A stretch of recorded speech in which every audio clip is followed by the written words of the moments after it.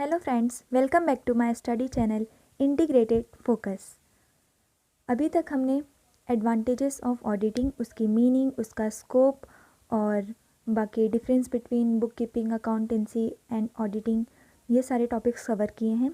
जिसने ये सारी वीडियो नहीं देखी है, पहले ये प्रीवियस की वीडियो का लिंक डिस्क्रिप्शन में है या आई बटन में आपको मिल जाएगा, वो चेक कर लीजिए। उसके बाद लिमिटेशन ऑफ ऑडिटिंग आपको क्लियर होगा।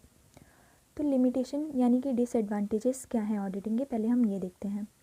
लिमिटेशन यानी कि कमियाँ।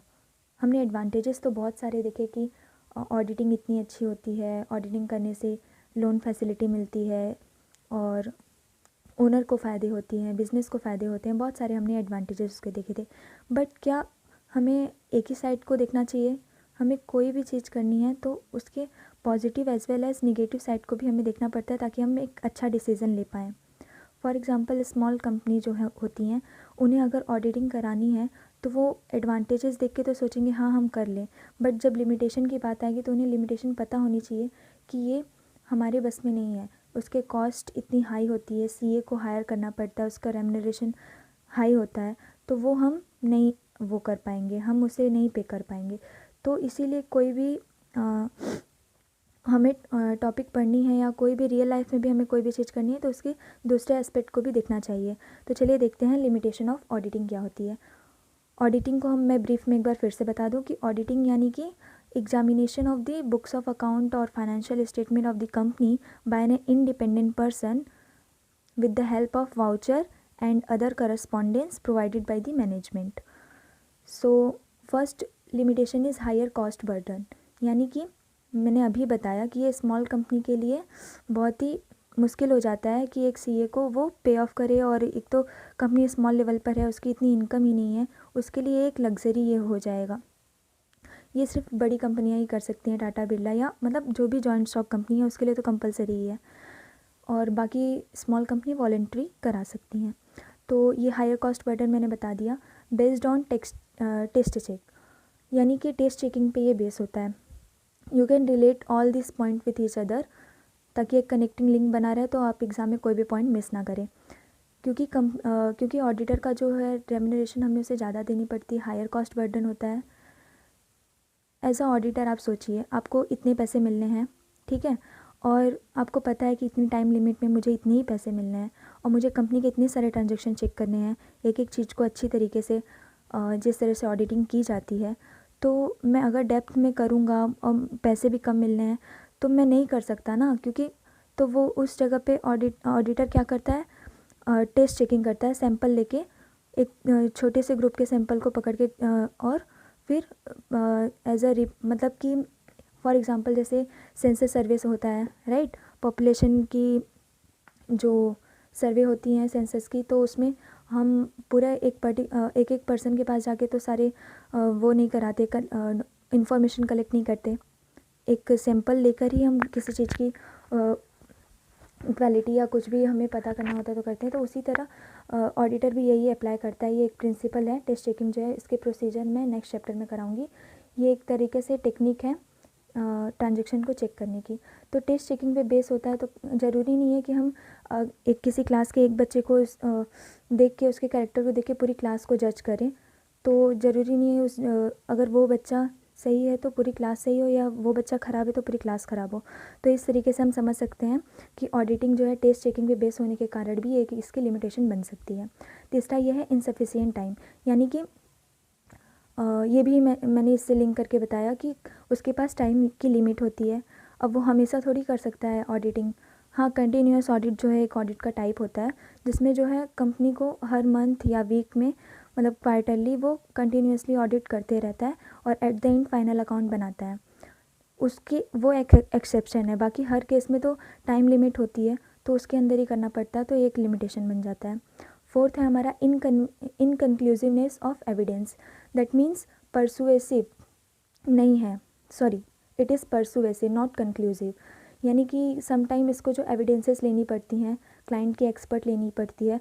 ऑडिटर जो है वो एक ही फील्ड में एक्सपर्ट है ना, उसको लीगल और अदर टेक्निकल जो भी अफेयर हैं उसके बारे में तो एक्सपर्ट वो है नहीं, उसके लिए उसको दूसरों से जो इन्फॉर्मेशन मिलेगी, एविडेंस मिलेगा, उस पर ही भरोसा करना पड़ेगा। जैसे कि बिल्डिंग की वैल्यूएशन पता करनी है, न्यू बिल्डिंग बनी है, तो उसके लिए वो आर्किटेक्ट के मतलब आर्किटेक्ट से वैल्यूएशन करा के उसी की बातों पे भरोसा करेगा कि हाँ इसकी वैल्यू इतनी है। तो ये इनकन्क्लूसिवनेस है। बेस्ड ऑन एस्टिमेट, यानी कि it is based on estimate यानी कि फ्यूचर के बारे में कुछ पता करके हम जैसे रिज़र्व रख देते हैं या बैड डेट का प्रोविज़न लगाते हैं 5% 10%, या स्टॉक जो होते हैं कंपनी में गुड्स एंड स्टॉक, उसकी जो ऑब्सोलेंस हो जाती है, यानी कि मान लो कोई किसी की एक्सपायरी हो गई तो वो स्टॉक वापस आ गया, तो ये सारी जो लॉसेस होती हैं उसको हम परसेंटेज में दिखाते हैं, एस्टिमेट करते हैं कि हाँ फ्यूचर में ऐसा होगा, तो ज़रूरी नहीं है कि वो वैसा ही हो।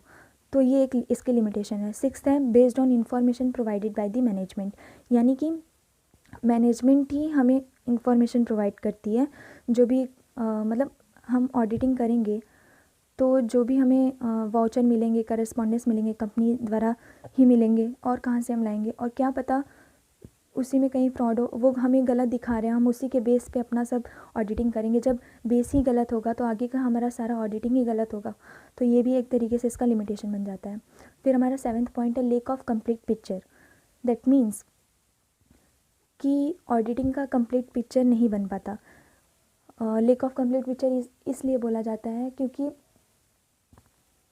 जैसे मान लो कि जो कंपनी का अकाउंट है वो मतलब इसी इंटेंशन से बनाया गया है, फ्रॉड करने के उद्देश्य से बनाया गया है, तो ऑडिटर जो है वो उसको नहीं पता कर सकता। तो ये भी एक तरीके से मतलब पूरी उसकी कंप्लीट पिक्चर वो नहीं शो कर पाता कि हाँ कंपनी पूरी तरीके से ट्रू एंड फेयर व्यू में सही काम कर रही है जैसा वो दिखा रही है। Exercise of judgement. समटाइम्स मैंने बताया था कि ऑडिटर जो है रिपोर्ट तैयार करता है, राइट। तो रिपोर्ट तैयार करता है, उसमें वो सजेशन भी देता है कि कंपनी को ऐसा ऐसा करना चाहिए या ऐसा नहीं करना चाहिए। तो वो एक पर्सपेक्टिव होता है अपना, हर एक पर्सन का अलग अलग होता है ना, सभी लोग अलग अलग एडवाइस देते हैं। तो एक ऑडिटर का दूसरे अनदर ऑडिटर से अगर कंपेयर किया जाए तो जो जजमेंट होती है वो डिफ़र करती है। तो एक तरीके से ये भी लिमिटेशन है। वैसे ये कुछ खास लिमिटेशन नहीं है क्योंकि इसके लिमिटेशन कम और एडवांटेजेस इतने ज़्यादा हैं, कमियां तो निकाल ही देते हैं हम कहीं ना कहीं से। ये कम बस एग्ज़ाम में आंसर लिखने के लिए हम कुछ भी ऐसे बना देते हैं, बट देखा जाए तो ये उतनी एडवांटेजेस से अगर कंपेयर किया जाए तो इसकी लिमिटेशन कुछ नहीं है। 9th है लिमिटेशन ऑफ इंटरनल कंट्रोल, यानी कि कंपनी का जो इंटरनल कंट्रोल सिस्टम है अगर वही नहीं ठीक रहेगा तो जो ऑडिटिंग है वो भी चांसेस हैं कि मतलब कि प्रॉपर ना हो।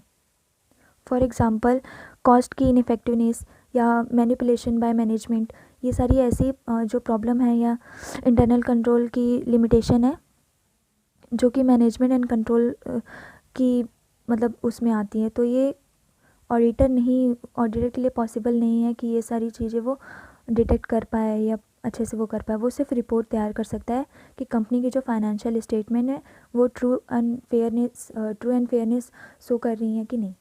That's all guys, hope you like my video. Like तो कर दिया करो यार, और प्लीज़ अपने फ्रेंड से भी शेयर कर दो, और सब्सक्राइब करना मत भूलना।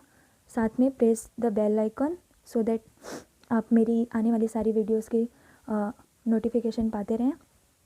अगर कोई भी मुझसे गलती हुई रहे तो उसके लिए सॉरी, और आप कोई भी सजेशन देना चाहते हैं तो बिंदास कमेंट बॉक्स आपके लिए खुला है, यार कमेंट कर दिया करो। मैं डिस्करेज हो जाती हूँ कि मैं क्या बना रही हूँ, व्यू आते नहीं है, कोई देखता नहीं है। सब्सक्राइबर हैं भी जिनके पास वीडियो भी जाती है तो भी वो व्यू नहीं करते। एक बार व्यू करिए, देखिए, अच्छा लगे ना लगे तो बताइए, तो मैं उसको इम्प्रूव करूँ, मुझे भी पता चले कि हाँ मेरी गलती कहाँ है। So that's all. Hope have a nice day. Hope you all doing good. Bye bye. Take care.